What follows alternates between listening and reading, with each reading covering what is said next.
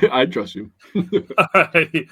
Welcome back to another Wisco Fanatics Wednesday. So today we have just baseball games to recap, but we are still going to be making an announcement for the Milwaukee Bucks as far as we are going to cover their offseason. So we're going to hit the intro and then we're going to get started.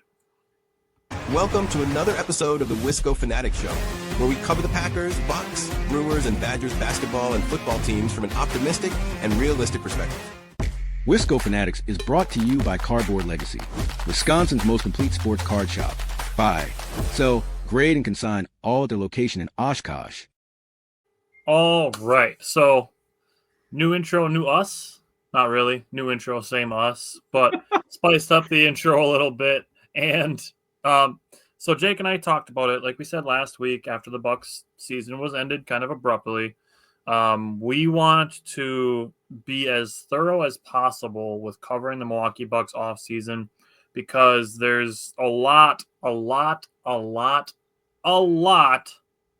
outside noise concerning the Milwaukee Bucks, and too much of it is being taken at surface level as like the Bucks have no picks, the Bucks have no money, the Bucks are stuck with this guy, that guy, that guy. Giannis wants out. You should trade him while you can to rebuild. So much outside noise. So we want to be the most thorough off-season coverage that you can find, unless you were actually working for the team. Like that's how thorough we want to be. So our Milwaukee Bucks off-season schedule is as follows, and we're gonna start.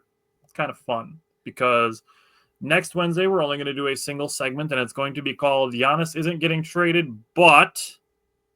And Jake and I each have 7 teams that we are going to present a trade package and just really show you how outlandish we would actually have to see of a trade offer to even consider trading Giannis. And I'm telling you, when I say outlandish, like anything you can think of that we would consider, multiply it by 4. Yeah, it's honestly for us and for the Bucks organization, there's going to be some real feelings that are involved with Giannis. Yeah. Like he grew up here. They got a new stadium because of him. He brought a title here after a 50-year drought. I mean, there's going to be some feelings behind some of this stuff. Yep. Horst incorporated a really good player when he got Giannis. So, I mean, it's not just going to be pace this guy, and throw a couple first-round picks at him, and teams think that that's what's going to happen. Yeah. All these Twitter people who are putting all these trades out there really are going to be in for a reality check when they see what it's really going to take. And me and you were talking about this yesterday, and you brought up a good point. Want to make sure I give you your credit. Paul George got traded for 4 first-round picks, and Shea. I mean, that's not small. And then you think about Miles Bridges. Miles Bridges got traded for 5 first-round picks. So I mean, Mikal. That's a lot. It's a lot of stuff. Considering, we're talking about Giannis, who is considered by many a top 15 player in NBA history already. Yeah, I would say he's top 20 for sure, and he's top 3 right now. You're not getting him for 2 expiring contracts and 4 first-round picks. That's not happening. Yep. So we're going to illustrate like what it would actually take if we were in the Bucks front office, and yeah, it's going to have some homerism baked into it. I promise you that, but it's also the best player in franchise history and a top 3 player right now. So like I said, it's going to take more than a couple expiring contracts, maybe 1 young player and some picks to get Giannis. Like Jake just said, Mikal Bridges went for 5 first-round picks. Paul George went for an MVP and 4 first-round picks. Andrew said basically the entire Boston Big 3 or 2 of the Big 3 3 championship banners and the rights to Larry Bird for Giannis. Yeah. I got some pretty petty stuff I'm going to say next week as well, Andrew. Yeah. The lead of that segment is going to be Giannis isn't getting traded. Yes. That's where it is. Anybody that is calling the Bucks about Giannis, as soon as they mention the name, like John Horst is hanging up the phone. Yep. So that's that. The following week, the 21st, we are going to go through the Bucks financial situation. There's too many people that don't understand what's going on with the Bucks financials. They just hear somebody say that the Bucks have no money, and that's not true. The Bucks, the part of the Kyle Kuzma, Chris Middleton trade was to get the Milwaukee Bucks under the second apron. That gives them a lot of flexibility this summer. Also, we're going to go through the free agents, guys with player options, and where the Bucks stand with draft picks. So that's going to be on the 21st. Yep. Then on the 28th, we are going to go through what the Bucks staff in an ideal world looks like to us, and what the roster construction looks like to us. So the week before, we will have gone through all the free agents, the player options, discuss what we would like to see done there, and then discuss the following week on the 28th, how we would like to see the Bucks construct the roster. We're not going to give these specific, players and names, but we were going to go through the potential staff that we would like to see, and then how we would like to see the roster constructed, not necessarily the names we would like to see on the roster. Then the following Wednesday, that will be June 4th, that is when we are going to give our specific potential additions, transactions that we would like to see, and discuss some potential options that the Bucks have with their cap space, with their picks, with the potential staff that we would envision bringing in. So we are, like I said, over the next 4 weeks, we're going to be very, very thorough on where the Bucks stand in their offseason. We're kind of taking some inspiration with how we've done our Packers off seasons over the last couple of years, and want to have that informative of an off-season discussion as it relates to the Bucks when the new league year starts at the end of June. So I mean, obviously we're going to have all of June, and we'll put them all together, Yep. and you'll have a 4-week section full of segments that tell you everything you need to know about the Bucks and what they can potentially do with their offseason. Something that I'm just kind of thinking out loud about. I'd like to have us go through, what bird rights means, because and I'm not trying to sound condescending or anything, but some people might not know what that means with bird rights and second apron and stuff. People do know, we can always refresh it. Yeah, we can just put that up there for people to understand, because I will say for a couple of years there, when I was, I was always into the Bucks. I was always really into it, but I couldn't understand the bird rights and the aprons, and there's a lot to unpack kind of with the NBA salary cap. Yeah, baseball gets this is going to tie perfectly into a transition into the Brewers. If you guys have never heard about the MLB draft, there's literally not a stoppage to the MLB. There used to not be a stoppage to the MLB draft. Now there's 20 rounds. And I actually just learned about this about 2 months ago. But there was actually an MLB draft back in 1981 or whatever. There was a 100-round MLB draft. They drafted 3,000 people. They were going to war or something, bro. It's freaking insane. But, it's just different for every league. So if we could put that verbiage out there so people can understand it, also giving you a deep dive into how the Bucks can manage some of that stuff, I think that'd be good for everybody. We are here to educate, so that's what we're going to do.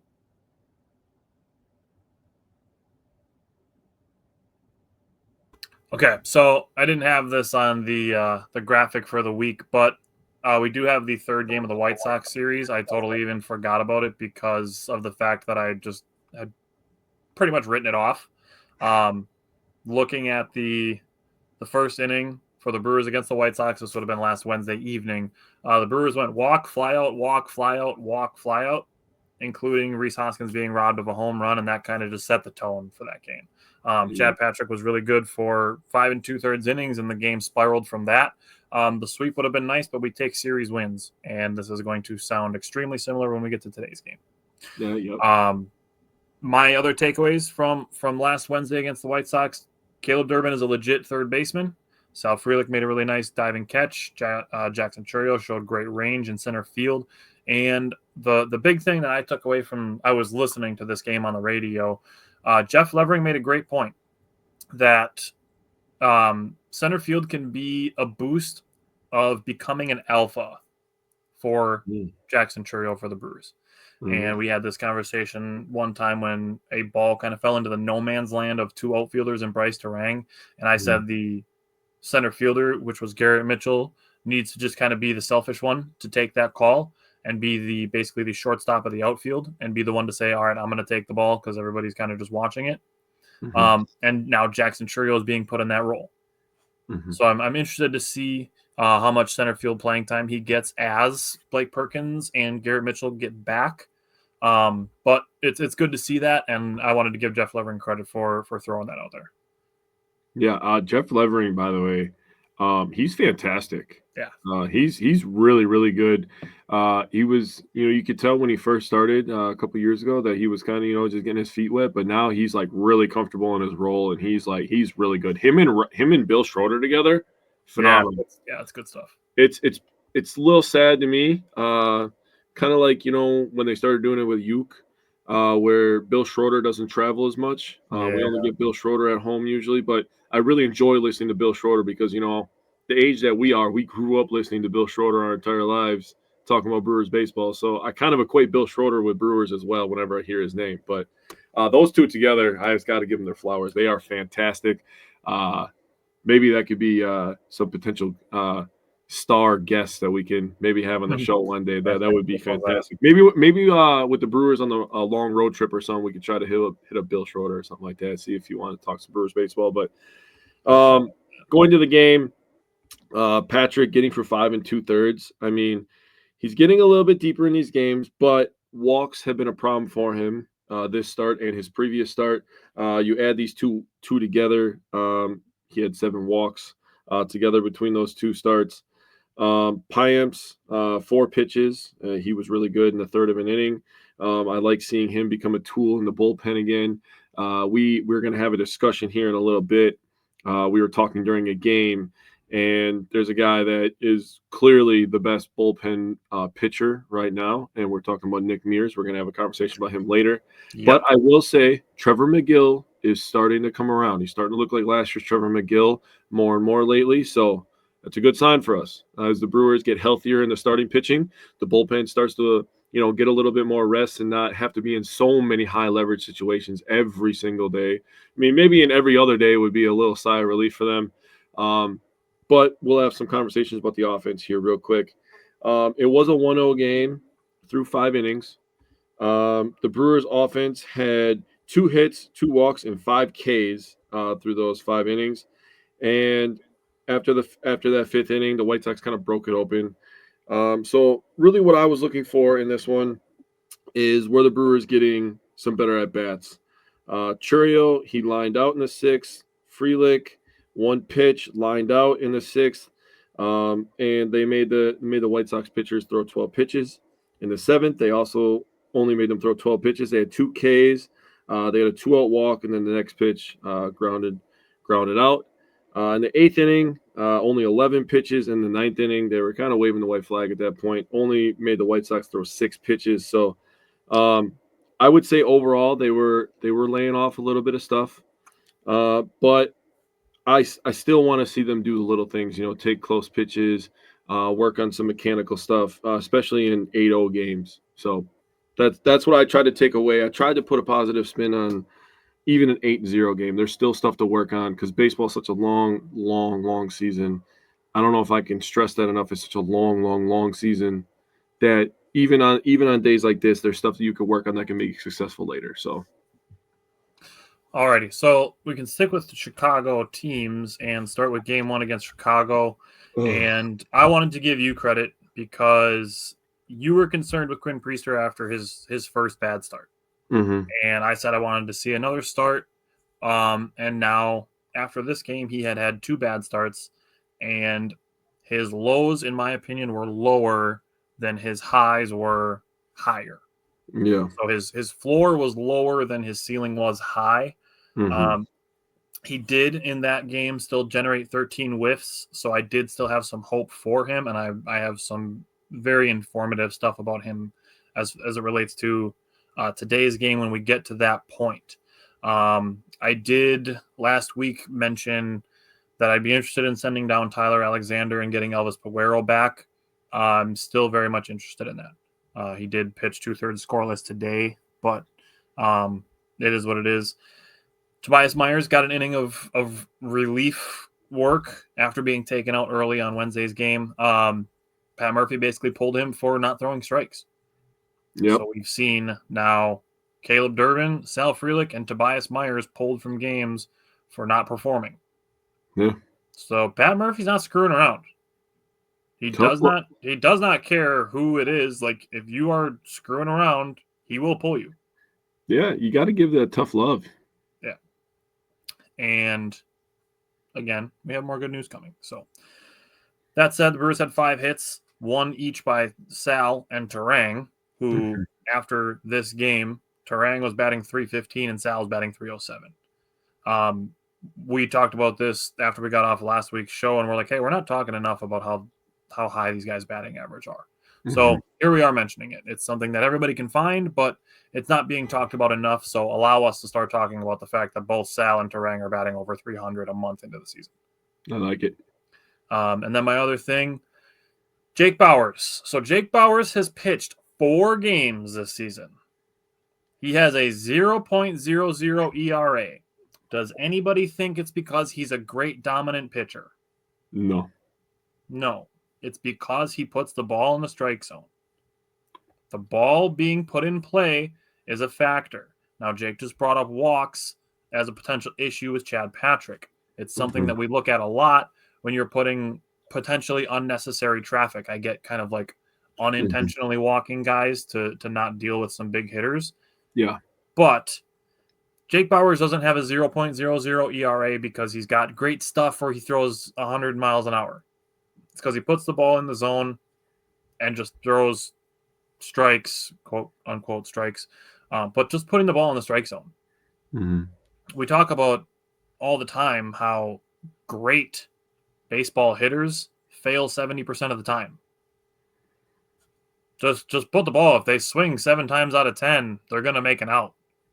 So that I just wanted to bring up as a saying something about putting the ball in the strike zone. Yeah. So that's game 1. What did you take away from that one?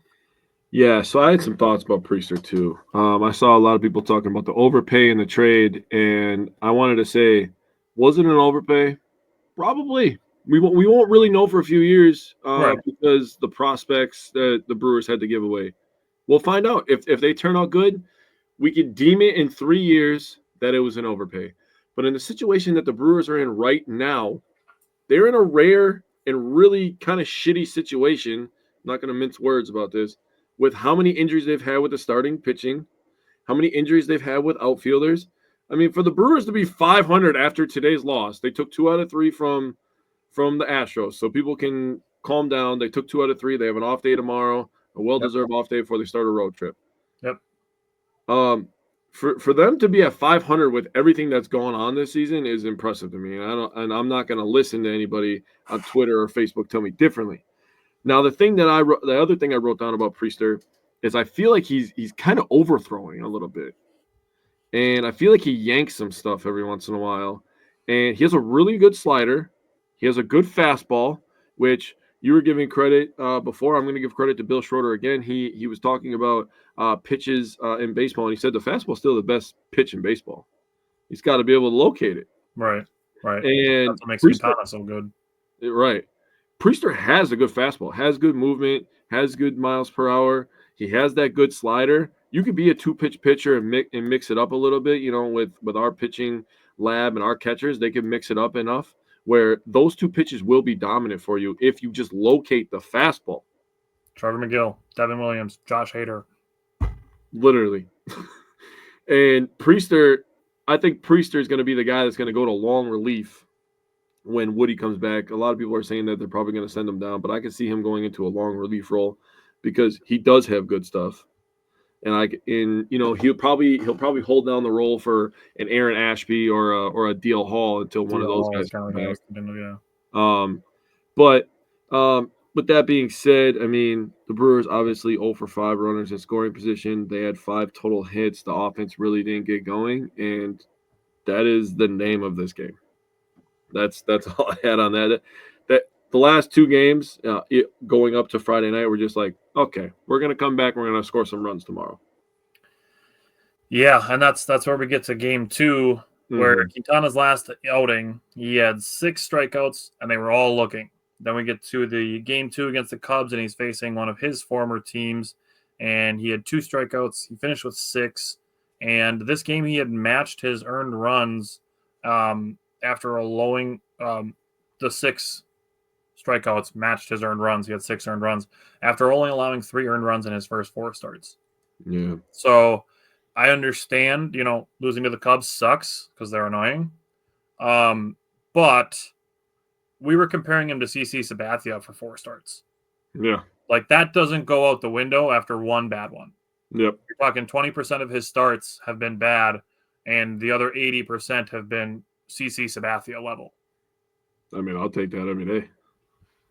I'll take 4 Cy Young level starts and a stinker.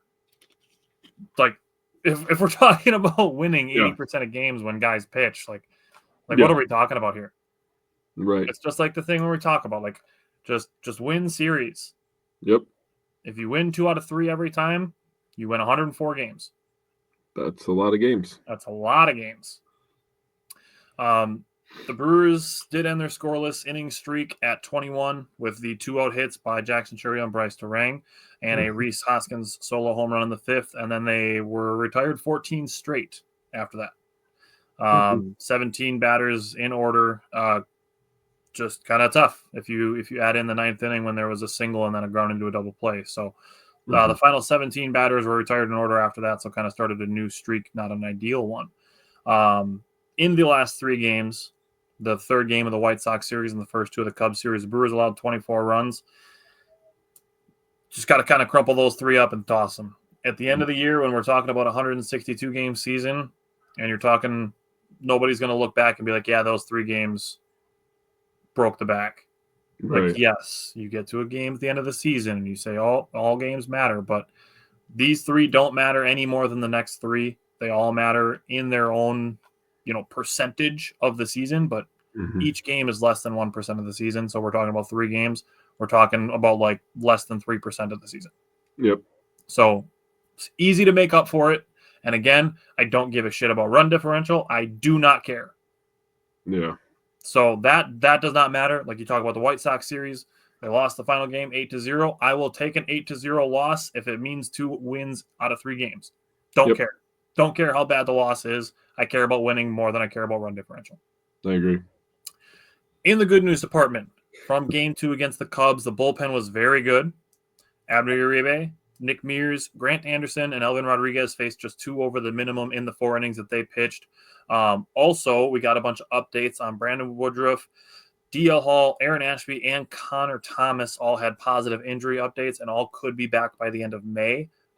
Sounds like there's going to be some rehab involved in this, so they're not all likely going to be back in Milwaukee by the end of May, but they're all going to be pitching by the end of May, making rehab appearances, and some of them, Brandon Woodruff for sure, will be back with the Major League Ball Club before the end of May. Okay, so what did you have from game 2 against the Cubs? So something that I took away is you were talking about the bullpen. That's the first thing I wanted to talk about is the bullpen did a nice job getting ahead in counts. So 2 out of 3 batters that Uribe faced, he threw a first pitch strike. 2 out of 3 that Mears faced, first pitch strike. 3 out of 4 that Anderson faced, first pitch strike. And 2 out of 4 that Rodriguez faced, first pitch strike. So pretty weird how that works. When you put yourself in an advantageous situation, you could be successful. And I wanted to say this because the bullpen after this game, the pitching staff overall, I should say, was really good at getting ahead in counts and taking advantage of it. So I saw that changing here. It went on to lead to a 3-game winning streak, as we know. We're going to cover those games shortly here. But wanted to talk about the Brewers. Like you said, the Brewers scored in the 3rd and the 4th inning. Churio 1 for 4, 1 run. His one hit was a double. It was a first pitch, 4-seam fastball right down the middle that he crushed. And Terang 2 for 3 with an RBI, single in the 3rd. Tied the game at 1. It was a cutter down Main Street and a 2-1 count. And I know we've had discussions about the difference as a hitter between 1 and 2 counts and 2-1 counts. You have brought that up in the past as well. So, yeah, obviously they had to throw Terang a strike. You mentioned Terang's high average this year. He's been phenomenal.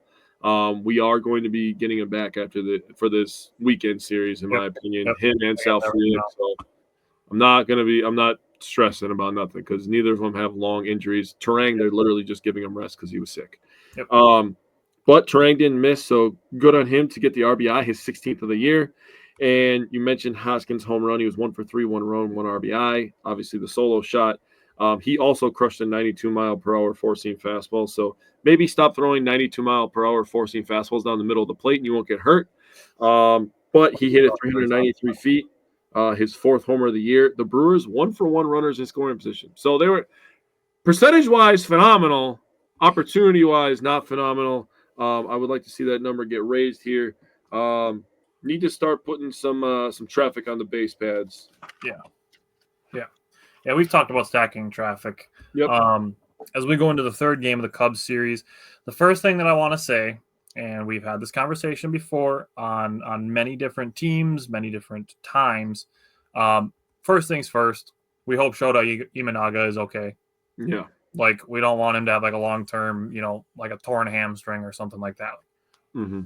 We don't like the Cubs, but we still want their players healthy. Like, their players are still people. And when we talk about rivalry and we talk about competition, you want to beat your other team when they're at their best, so they don't have excuses. It's the year 2025, and people are still talking about the Bucks and Nets series. And if Harden and Kyrie were healthy, like, no, fuck all that. I don't want to even have that be something that people are bringing up.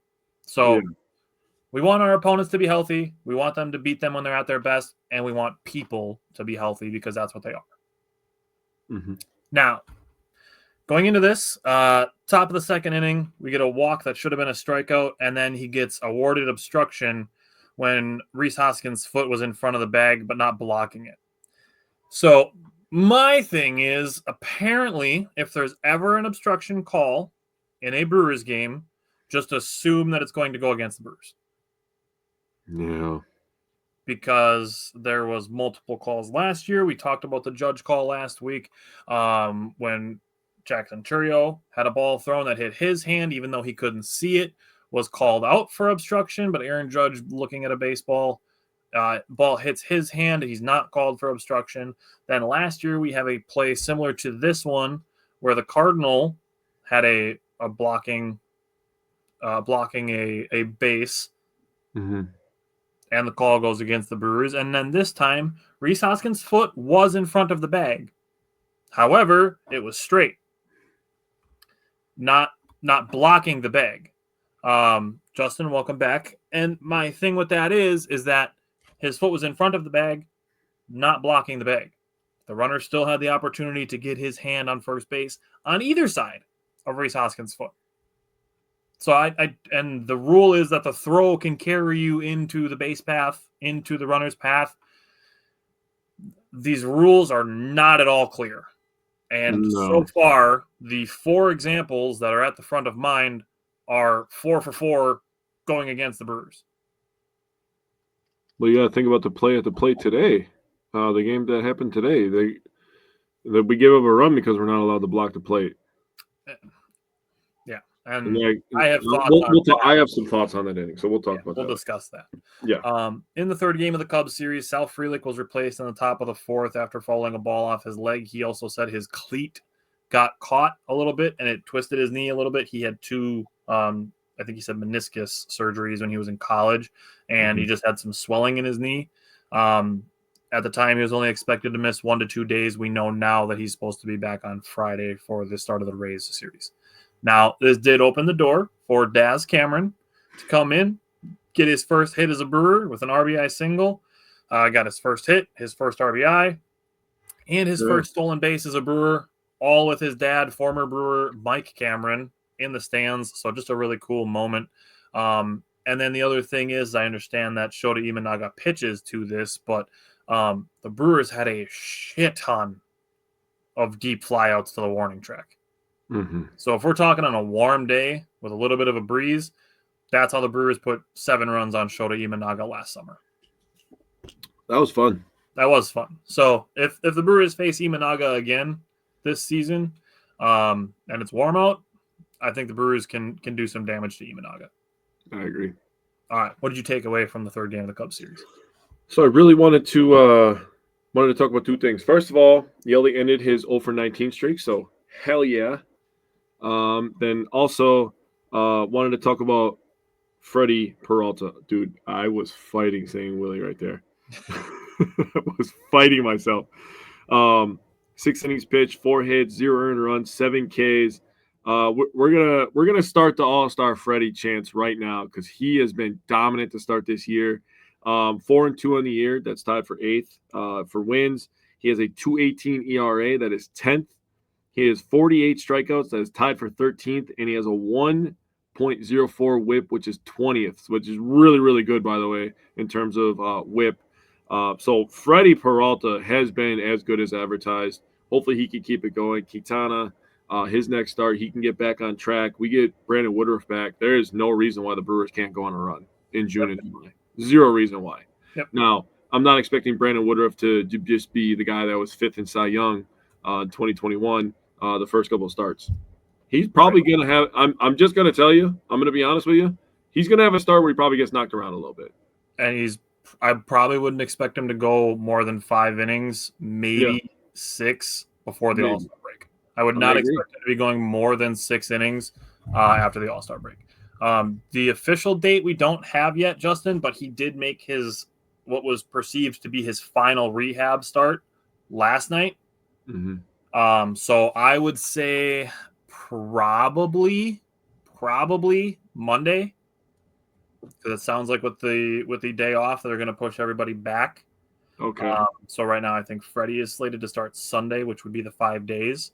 Okay. So I'm gonna guess Monday, Justin. Okay. That makes sense to me.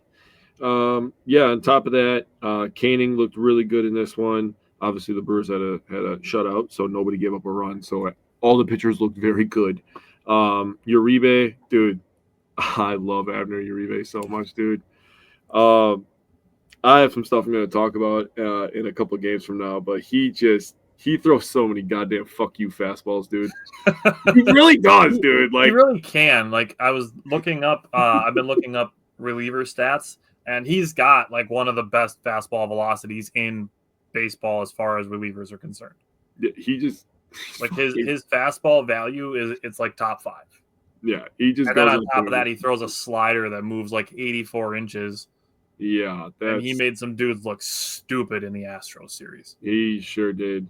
And Trevor McGill also looked really good. 1 hit, 2 Ks, and had to get him some work. So Brewers end up taking 1 from the Cubs. They have this weird thing where they don't get swept, and they also don't sweep people. They're just like, either you're taking 2 or we're taking 2, so you pick. They had last year, they didn't lose 4 games in a row at all. I know. I don't know if they're going to do that this year. It happened once so far.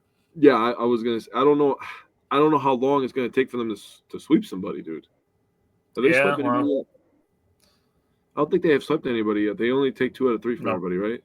Yeah. Okay. They've had 2 chances to sweep. Obviously, to start the season, they lost a few in a row. So it is what it is. That was a long time ago now. But, taking 1 from the Cubs, we'll take it and got us on the right track. Yeah. You want to go first? Talk about Brewers Astros game 1? Because I got lots of good stuff. Yeah, let's talk about it. So you mentioned it before. Tobias got pulled from his last start when he pitched against the White Sox because he just wasn't throwing strikes like at all. He was just walking too many people. There was too many people on base for 2 innings of work. Let's just put it that way. This start, he goes 5 1/3, 6 hits, 1 earned run, 2 Ks, 0 walks. Dude, he was out there throwing strikes. He was, and it was so nice that I was like, Tobias Myers, I missed you so much. This is a Tobias Myers that we used to have last year. He was really, really good. He talked about it after the game that him and William Contreras were getting together talking about just attacking the zone, and obviously it worked. That's why I brought up Jake Bauers as far as attacking the zone. So finish Tobias Myers, and then let me jump in on Myers, and I'll let you keep going. Okay. Yeah. Go ahead. I was going to go in years. So he gave up a single, then retired 9 straight, gave up another single. He did not allow a runner to get to second base until the top of the 6th inning. That's how good Tobias Myers can be. In this game, he was locating his off-speed stuff for strikes too. That, to me, is a big step. Yeah. Locating his off-speed stuff for strikes, throwing sliders for strikes, curveballs, like that's throwing off-speed stuff for strikes is a big deal for me. And lastly, I just wanted to give his numbers. He threw 80 pitches. He threw 58 strikes. Damn. To 22 balls. That is fantastic. Damn. So much, much, much, much better by Tobias Myers. So now we have to talk about, the man of the year so far, maybe the MVP. We have to talk about Nick Mears coming in and absolutely I got numbers. I got numbers. Saving the day, dude. He comes in with the world's most porniest porn stash of all time. And goes out there and is just like, Zach, take a seat.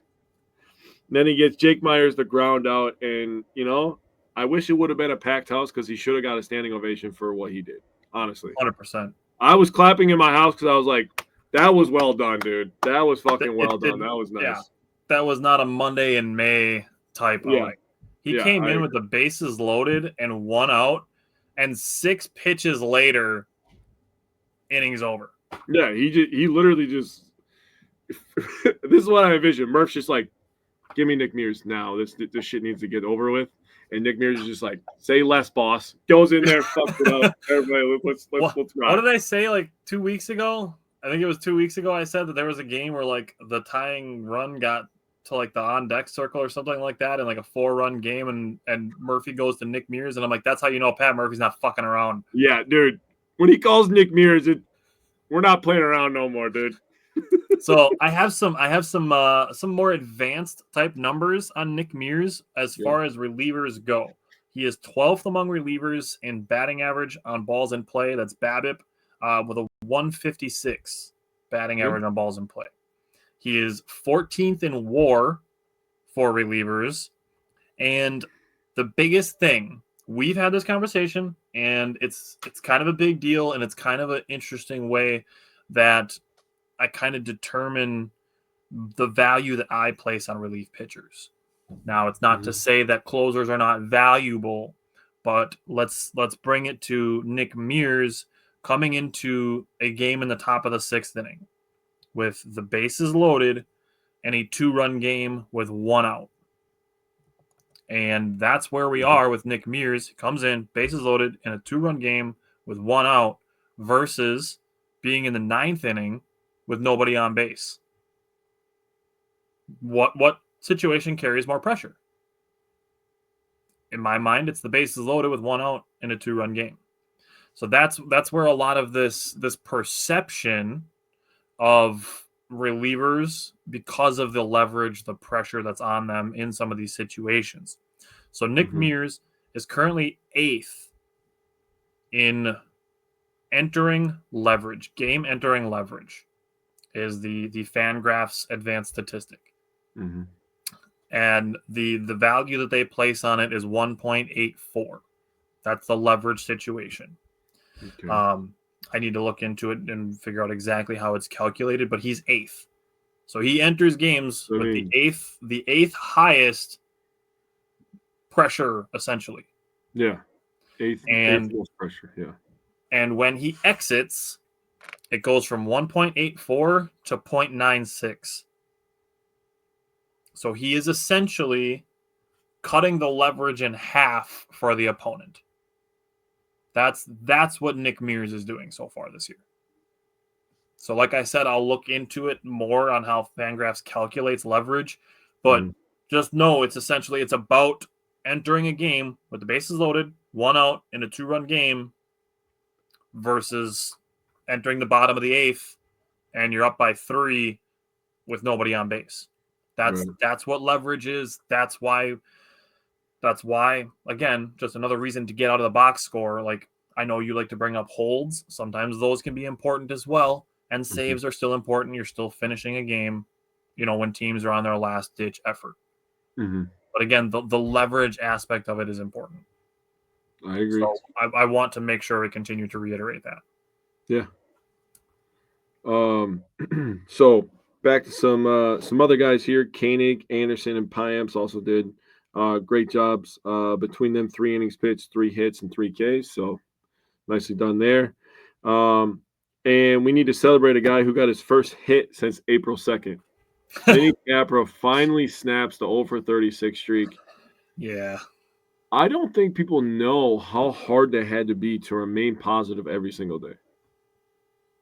Like, just, for him to have you never heard anything about him having a bad attitude or being a bad teammate during that stretch. So, honestly, I'm going to give him a lot of credit for that.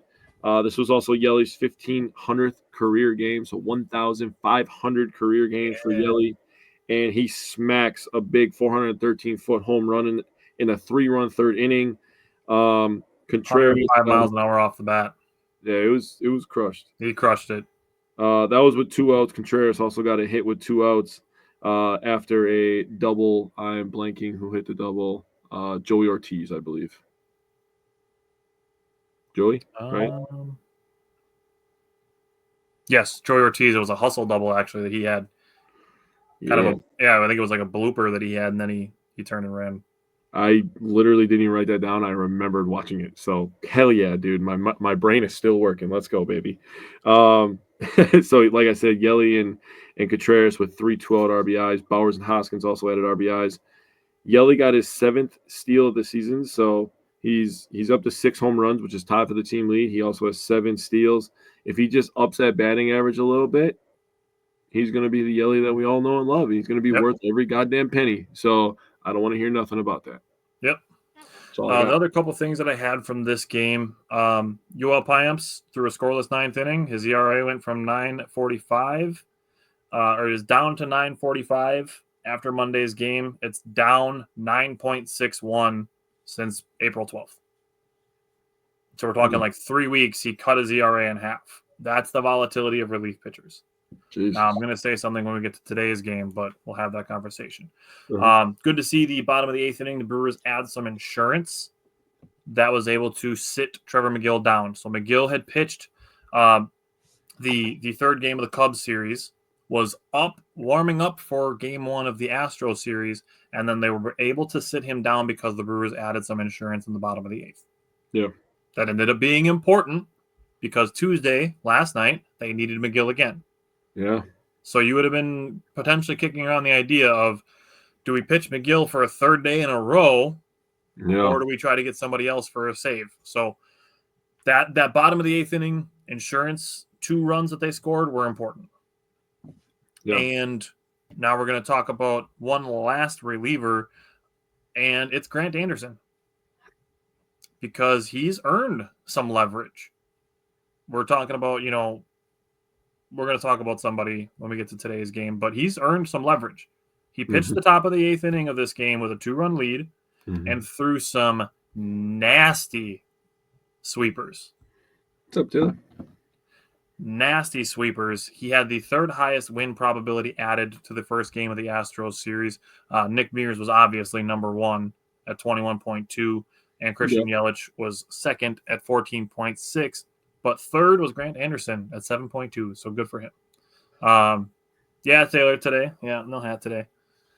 But, yeah, Grant Anderson has been a good pickup for the Brewers in the offseason.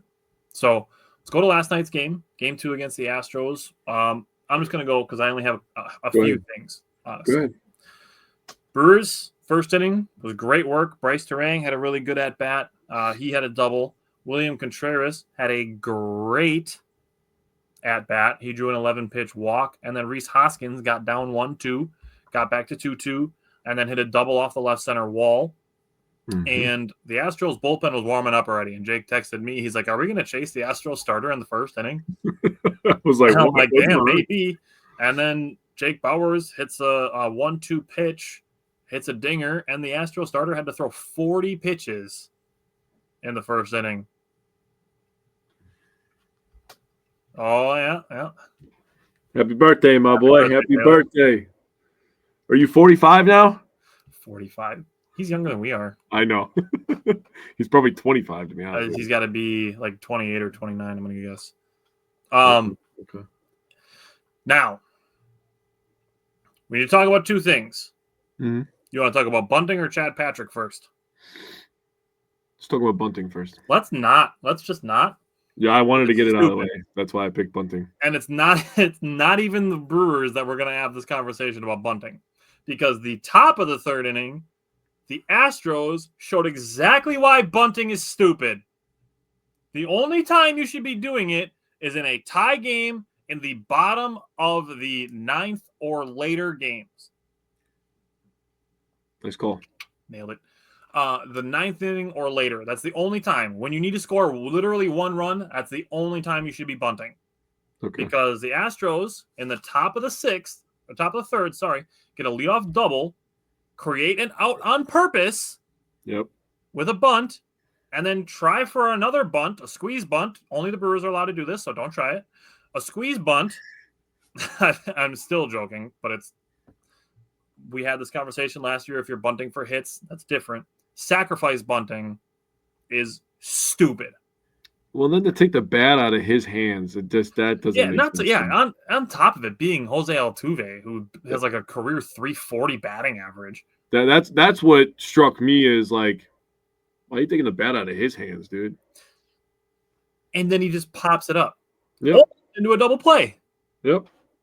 And you created 2 outs by sacrificing when you had a guy at second base with decent speed that probably scores on a single anyways. Yeah. Stop sacrifice bunting. I mean, do it against the Brewers. I'll take the outs. Thank you. Yeah.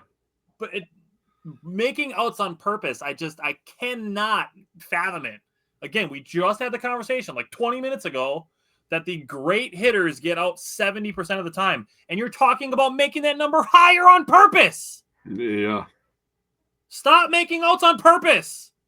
Again, it's different if you're bunting with the idea of getting a hit, because then I view that more as hitting than bunting. So sacrifice bunting, throw it out unless you need to score 1 run in the bottom of the 9th or later in a game. I'd say 8th is fine, but even then, because Chicago Cubs, you texted me this morning about it, asking me if I saw how the Cubs lost. They got up 9 runs in the 9th inning after tying a game. So, no, I don't even want to do it in the bottom of the 8th. That's fair. That's fair. Just a very, very, very recent example that works to... Hope they lose again today. But, no, don't make outs on purpose. I hate it. That's that. Now, I can end on Chad Patrick from last night's game. He was great for 6 1/3 innings, and he's new. He's new to the Brewers. Obviously, he was very good in AAA last year. But this being his first year in the big leagues, we are finding his limits. In his last outing, it was 6 2/3 or 5 2/3 innings. Last night's outing, it was 6 1/3. So we're finding out that his limit is right around 6 innings.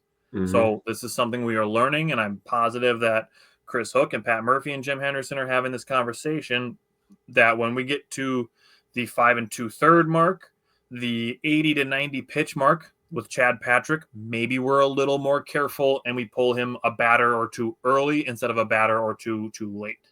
And that's how we got with Chad Patrick last night, with the single and a 2-out home run, and then Abner Uribe brought in for the 3rd out of the 7th inning last night. So, give me your thoughts on last night's game.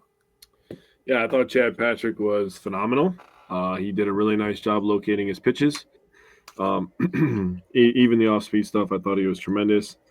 And then we bring in Uribe, and I wrote down, I was like, this guy's either got the biggest ego in MLB or he's got the biggest sack, dude, because he literally just goes up there and just fucking right down the middle. Right, he's going to throw it high. He's going to throw it away. He's going to throw it low. He's going to throw it right down the pipe. He's going to look you in your eyes and be like, I'm throwing a fastball, son of a bitch. He's going to throw the fastball. It's going to go 100 miles an hour. And you're not going to touch it. You're just not going to touch it. I don't know what to tell you. He had the top 5 pitching velocities in this game. Nice. All top 5. I mean, he's top 3 in baseball among relievers with his fastball, so I believe it. 99.8 was the slowest pitch he threw yesterday. That's so dumb. I'm talking fastballs. Obviously, his slider is not as fast. But dude, I freaking love this guy, dude. I love this guy. If he can learn how to, and I understand being a competitor. I don't understand being a competitor at this kind of level. But if he can kind of rein in some of that emotion and use it, put it into the baseball, maybe get an extra mile per hour so he could throw some more FU fastballs. I mean, I would take a tick up on his command, but yeah, I mean, either one works for me, honestly. I just enjoy watching him just be like, I'm gonna throw 9 fastballs in a row. Good luck, guy. Yeah, see if you can do anything but foul it off. Yeah. He did get himself in a little bit of trouble though. Nick Mears again comes and saves the day in a third of an inning. I mean, that guy's the man, dude. He's the man. Yeah, it makes me feel good. Yeah, I wrote this down. I was like, I still can't believe Tyler called that shit. Honestly, you and Dominic Cotroneo are the only people on the planet that were like, yeah, we're gonna trade for this guy from Colorado, and they suck.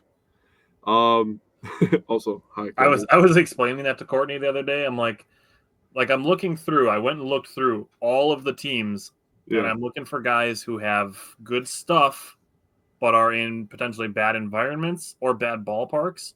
Yeah. With not ideal numbers. And Nick Mears had like a 5.04 ERA with the Rockies, and I'm like, oh, he's pitching in Colorado, a place not known for development of players. Yeah. I'm like, and then I look at him like he's got a great fastball, like he's got great rotation on his off-speed stuff. I'm like, but this guy in the pitching lab, like, hell yeah, let's trade for this guy. Yeah.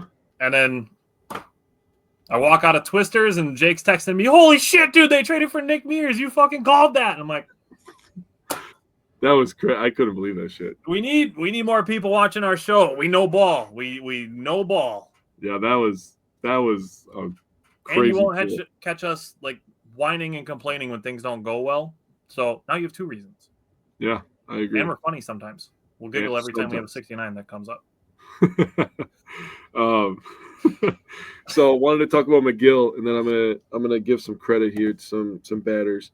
I understand that the Brewers only scored all their runs in the first inning, but to McGill's credit, we were talking last night. Yes, we did use new intro, and I loved it. He showed me last night. It was amazing, and it was almost better the second time. Maybe because I knew we were going into a show, which is why I loved it a little bit more. I feel a little bit more confident now that I'm thinking about it again. But Trevor McGill talked about it. He's been really good lately. His knuckle curve, and you had an interesting thought on it last night, but it's been elite lately. I was like, dude, he's either picking the right time to throw it or he's placing it perfectly, and it's working really well with his fastball. But he did have a strikeout at the end of the game. That was the game ender, and he showed a lot of emotion, and I love seeing that. So awesome by him. Now I got to give credit. In Contreras' walk, he had an 11-pitch walk in the first inning. He had 5 foul balls. So I wanted to point that out. It almost felt like that at bat he had last year when he had the big 3-run homer against the Astros. And that was also a game 2 of that series. You remember that last year in Houston? He cranked one. I thought it was going to go up to the train tracks, man. That shit was insanely hit. But wanted to give him credit for that. Also, you did already give credit to Hoskins. He also followed off a few pitches, got back to 2-2. Which extended the inning. And then Jake Bauers on a 1-2 count got a 78-mile-per-hour curveball that he hit 416 feet. You know what the exit velocity on a 78-mile-per-hour curveball was? Like 108? It was 106.2, but that was going away from him, dude. It was 78 going away from him. He muscled it to 106.2 miles per hour. Pretty much dead center, too. Yeah. Like almost to the T, dead center. It hit the batter's eye. He crushed that. That is what you call locked in. Yeah. And that was all the offense the Brewers needed. Patrick was tremendous until he got into a little bit of trouble where he gave up a 3-run shot. But other than that, he was awesome last night. So I pulled up the numbers on McGill. Now you teased this a little bit. The thing that I said to you when you brought up McGill's knuckle curve is I said it seems like he's almost getting a little bit extra bite on it than he's expecting. Mm-hmm. Like it's almost to the point where he's throwing a knuckle curve that he thinks is going to go below the strike zone, and then it ends up bouncing off the plate. Yeah. So I pulled it up. I pulled up his baseball savant. His knuckle curve, he does have a little extra on it. It's not a lot. It's very, very small. We're talking like 28. That would be hundredths of spin per minute. So the spin is rotations. It's RPM. Last year it was 2,772. This year it's at 2,800. But it's also down 1 mile per hour. Ooh. So it's spinning a small amount more and traveling about 1 mile an hour slower. That to me, that's probably enough to make it rip a little bit more. I mean, think of how small they talk all the time, but how small of a window of error you have hitting a baseball. So even that little bit of change could make that pitch just devastating, from really good to devastating. Yeah, I mean the horizontal movement, it's Pretty much the same. It's almost the same. Mm-hmm. Or the vertical is 1.6 inch difference. Okay, yeah, it's pretty close. Pretty much the same. Yeah, so it's fairly negligible, but it's like I said, about 1 mile an hour slower and a slight uptick in spin. Yeah. So, today's game. Now, I have essentially entirely only thought about pitching as far as today's game goes. Unfortunately, I wasn't able to watch it, so I had to kind of just recap it as the game ended. I caught the end of it, but I had some stuff going on at work today. So, the couple things. I'm going to start with Quinn Priester because he had a pretty decent outing. He gave up an early 2-out run, but that should have been the only run that he gave up. He should have been limited to the 1 run. 2 unearned runs came off of one of the rare bad defensive plays by Caleb Durbin, who was playing second base today instead of third base for Bryce Durang. And then Vinny Capra made a nice play that should have been an out at home plate. And after that, another unearned run came off of a passed ball. So this is going to come from a place of I don't want to be the person who sounds like everybody else and just say Eric Haas sucks, because it's obviously not the case. He doesn't get to play catcher every single day. He's not an everyday catcher. He's the backup. And he's the backup for a reason. First of all, because William Contreras is arguably the best catcher in the game. Yeah. And he's a backup because of things like today. We need Eric Haas to be better than allowing a run to score on a pass ball and the tag that he put on. So I understand not allowing catchers to block home plate. But the throw that Capper made was early enough that he needs to act as a second baseman would, and Bill Schroeder brought this up on the broadcast, that the rules have made it so you can't block home plate. You have to kind of stand off to the side of it like they do at second base when a runner is attempting to steal. And like a second baseman, Eric Haas needs to make that catch and sweep, not catch the ball and reach. Yeah. Because tagging that chest allowed the amount of time that DeZenza needed to get his hand on home plate. Yeah. So you got to sweep so you get the arms before they can reach the base, the plate in this instant, instead of tagging the chest, because that gives them, 3 feet of reach before the tag is being applied. Really shitty for Chad Patrick because he made the perfect pitch, and like you said, Capper made a nice play. Sorry. Yeah, Priester made the perfect pitch. And like you said, Capper made a good throw. The throw got there accurately and on time, and it was that should have been an out. Yeah, it sucks because Haas was the one that put us on the board with a home run, but at the same time, he also kind of cost us a couple of runs. I would say 2, because then the third run that scored on a pass ball. Yep. And that's where the third run came in. And 3-1 is a much easier game to try to come back from than obviously 9-1, which is where I'm going to go with my second point. But even with the 3 runs, Quinn Priester pitched well enough for the Brewers to win, which is encouraging given the fact that we just talked about his last 2 outings were pretty rough. Mm-hmm. So this game was still encouraging for me from a Quinn Priester standpoint. He threw a few more sinkers out of the zone than I'd like, But other than that, I really don't have any complaints. He had the 3 walks, but that ties into what I was just saying about his sinkers and his location. He pitched 5 innings. He only gave up 3 hits. He did have the 3 walks, only gave up 1 earned run, and had 3 strikeouts. So if that's what we're talking about, if we're saying 5 innings, 3 hits, 3 walks, 3 Ks, and an earned run, I'll take that every single time from Quinn Priester. Yeah. Now, the Brewers lost this game 9-1, and my other big takeaway from this game is Elvin Rodriguez, unfortunately. Now, this might make you chuckle. This might make you sad. Elvin Rodriguez is who people think Yoel Payamps is. Oof. That kind of hits me a little heavy, to be honest with you. I'm going to be completely transparent. Makes me feel bad for Elvin Rodriguez. It also makes me feel better about Joel Payamps. Honestly, we're at a position now where Payamps' ERA is now in the mid 9s, and Elvin Rodriguez's is in the upper 8s.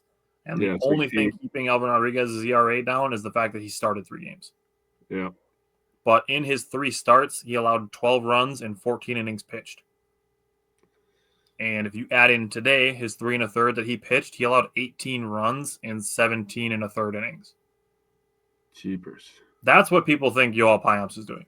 Yeah. Because he has 1 outing where he gives up 4 runs, and then it takes him a week to have enough innings pitched to water that back down. Yeah. So my thing with Elvin Rodriguez, and again, this is where it's tough because we are the optimistic show, but we also have to be the realistic show. And this is where you see us drawing a line is between Elvin Rodriguez and Yoel Payamps, because Yoel Payamps has the track record of having 2 really, really good reliever seasons and an inflated ERA early in a new season. That's why, like I said, Payamps isn't getting cut in April after having a 3.05 ERA last year. Elvin Rodriguez does not have the track record that Yoel Payamps does. Nope. And it's okay if Elvin Rodriguez doesn't work out. It's okay. Not every gem that you pick up out of a pile of sand is going to be a diamond in the rough. And if you are looking for who that diamond in the rough is this season, so far I would say it's Grant Anderson. So it's not, the Brewers aren't just reaching into sand and pulling up handfuls of diamonds.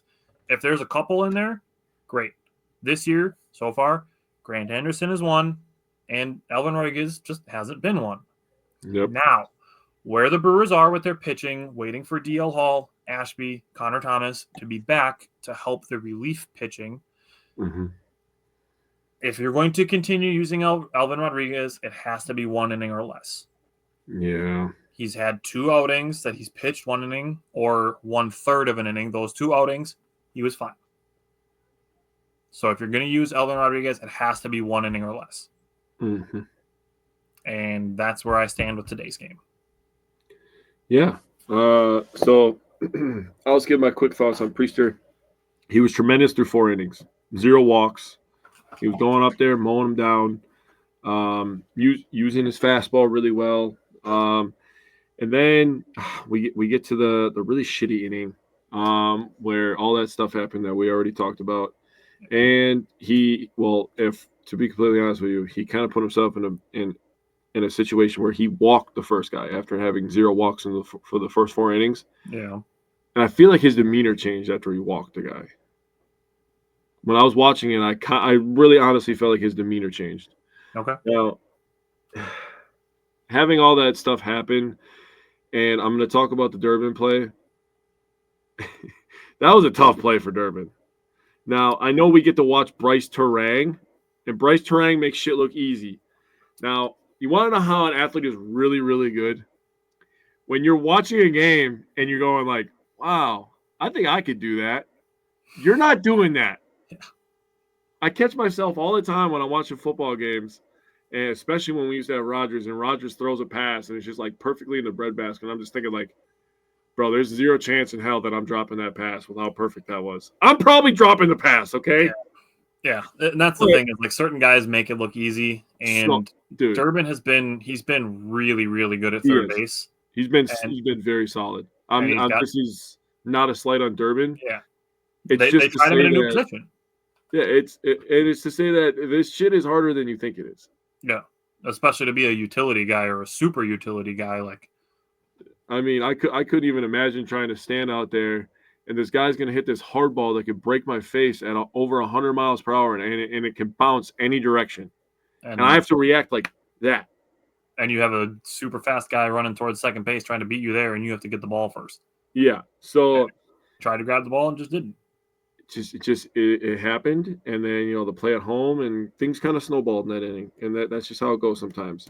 But then Pena to give up that 3-run homer to Pena, I was just kind of like, all right, because I thought after the home run, I was like, okay, maybe we can keep scratching claws. Still a ball game, 3-1. Yep. Let's keep scratching the claw and get some people on base. Maybe we get some bloops here, steal some bases, cause some havoc like they like to do. Just didn't happen, man. And you know what? The Astros are also 500. For any Brewers fans that is concerned, that are concerned, Jesus. The Brewers are 500. The Astros are also 500. They have a day off tomorrow. Yep. Going into the weekend, I forget who we play first. Do we play? The Brewers play the Rays on Friday through Sunday, and Pat Murphy did say after today's game that he anticipates that William Contreras, Bryce Strang, and Sal Frelick will be a, quote, full go for Friday. Let's get it. So Friday through Sunday at Tampa Bay, and then Monday through Wednesday at Cleveland. So we will have 6 games again next week. They are playing at George Steinbrenner Field. So the Yankee spring training field is where they're going to be playing this 3-game series. Yeah. So going to be a little weird, but hopefully the Brewers can get some of that swag back, especially Jackson Chourio. Maybe Vinny Capra can get some of that spring training we vibes can back. Spring training Vinny Capra. Yeah, I would love that. Time. Yeah. All righty. So that's what we will have next week. We'll have those 6 games as well as our Giannis isn't getting traded, but conversation. Like I said, those segments are going to be outlandishly lopsided for us to even consider trading the greatest player in Milwaukee Bucks franchise history. So tune in for that. That's going to be kind of a warm-up to our Bucks offseason coverage, and we will continue recapping all of the Brewers games. And other than that, we will see you guys next week. Thanks for the comments, and we'll see you guys next Wednesday.